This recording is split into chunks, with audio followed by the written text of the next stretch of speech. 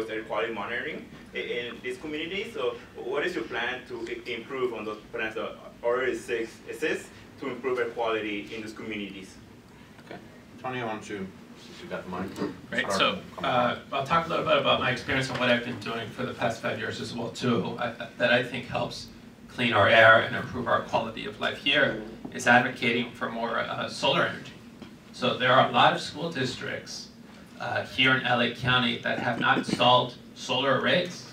In my opinion, best way to not only make sure that our power isn't coming from some nuclear plant, right, but it's renewable energy.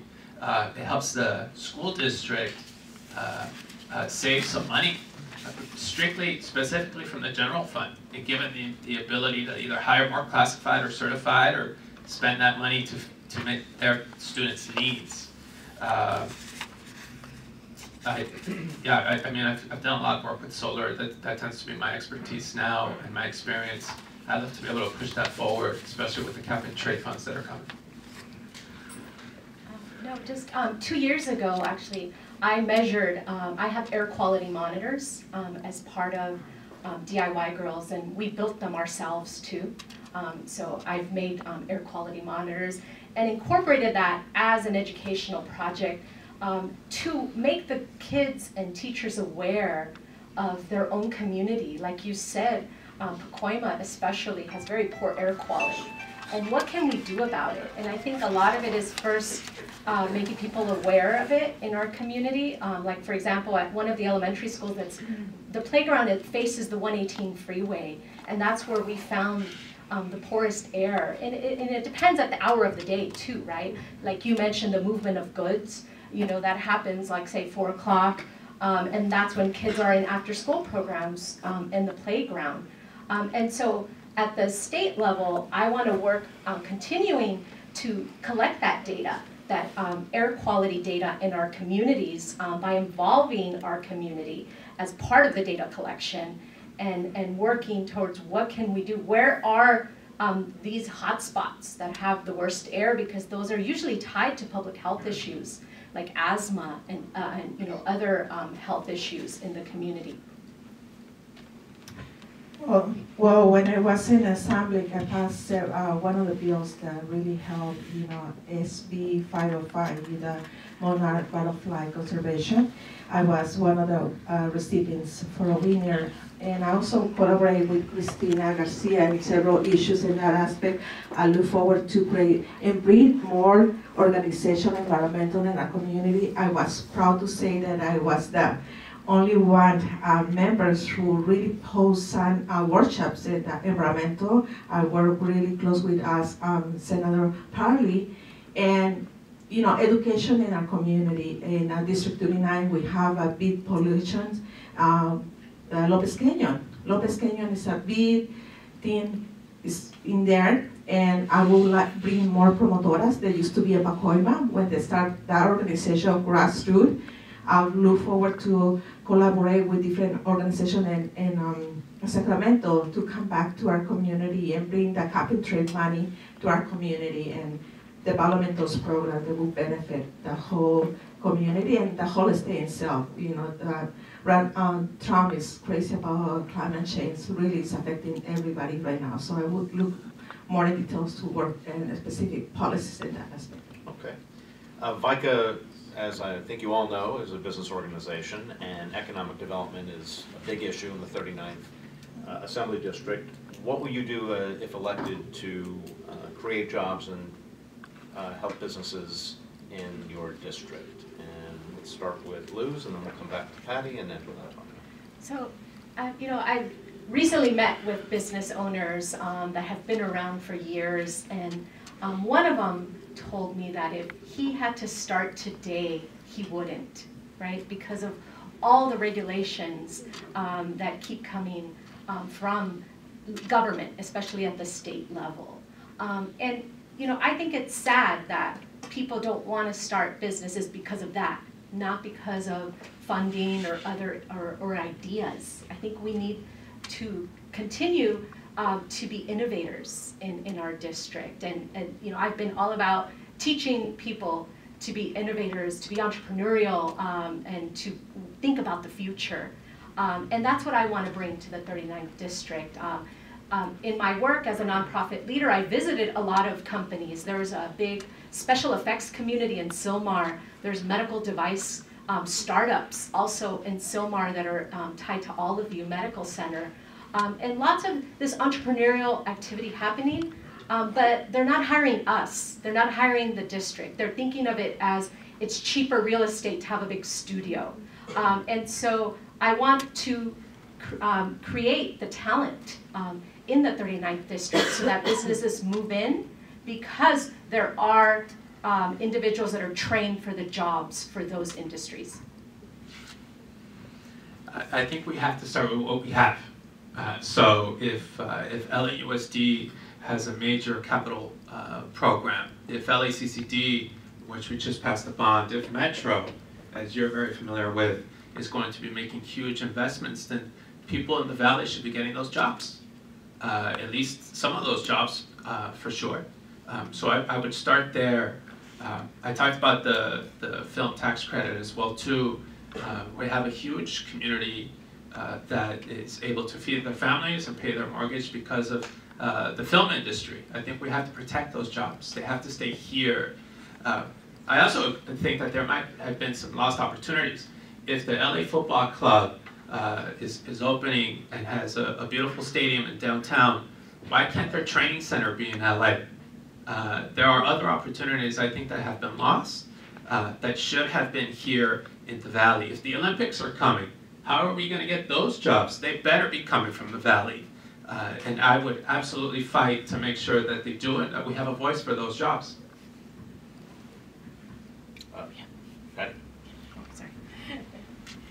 Well, what I would do with a small business is to create free taxes.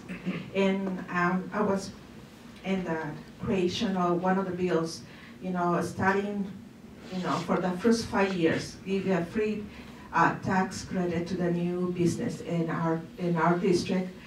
I believe to cut so many regulations that we have, be friendly of the business. Right now, we don't have enough programs to really support somebody new to funding any small business.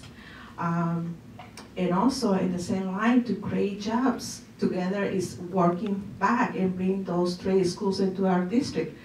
In 2012, they closed 20 of the schools for LAUSD who has already that careers like aviation. It was one of the great jobs, and thanks to our politicians, they didn't do nothing about it to protect the schools, and that's what I look forward to bring the schools back. So not only the adults, but the high school students can start a career and hands-ons and jobs. So I will look forward to advocate for our local business to support that. Thank you.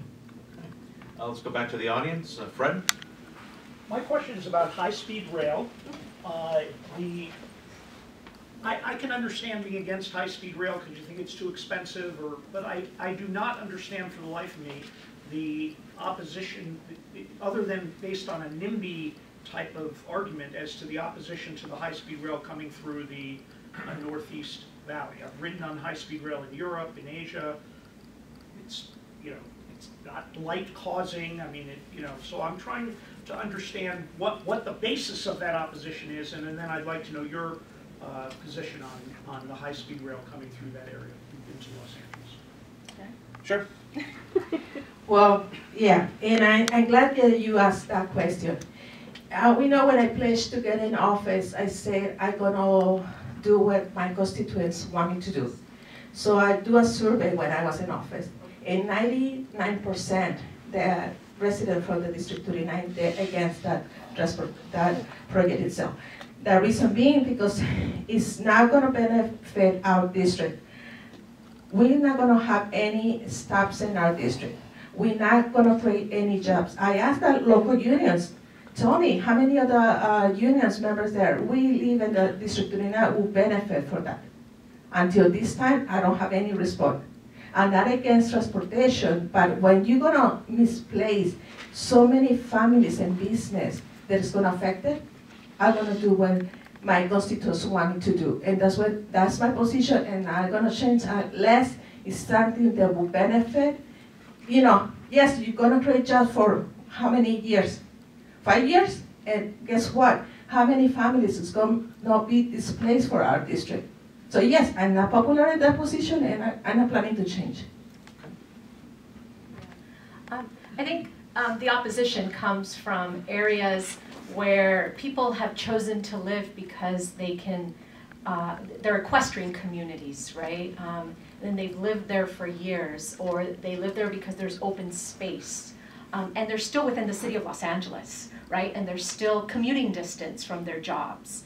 But they get that open space, they can have horses. You know, it's a very unique community in the 39th district. And that's where the proposed alignment is, you know, for the rail. And I think that's why we've heard and very vocal opposition in that area.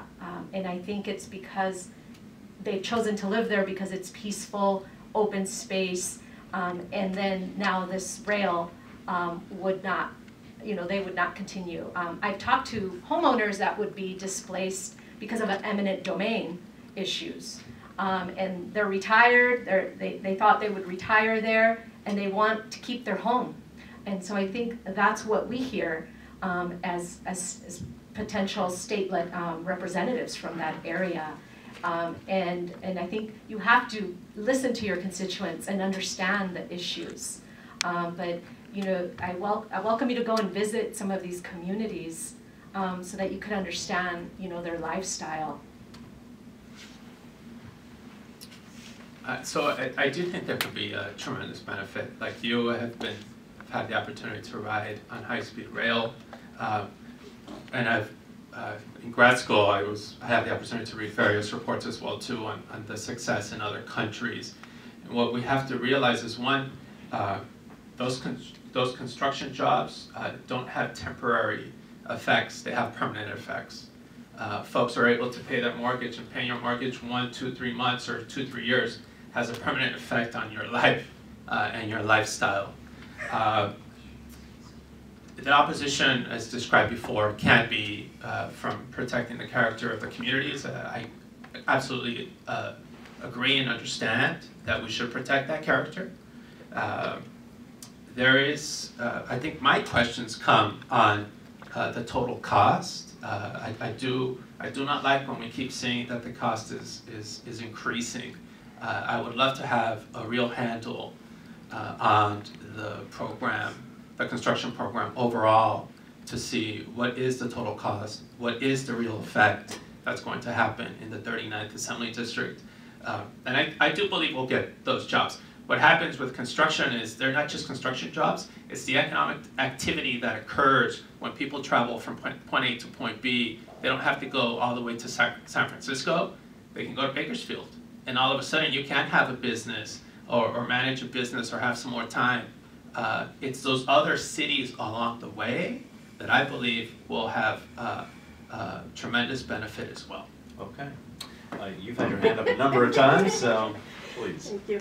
I'm just wondering for each of you what your position is on the Costa-Hawkins repeal. Sure, Tony. The housing is complicated. I don't believe that rent control is a magic wand that's going to solve our housing crisis.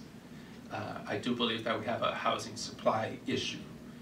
As I mentioned before, I want to see various types of housing. I want to see TODs, I want to see market rate, I want to see housing for workers, low income, seniors. I think that's important. I think it helps the pool overall.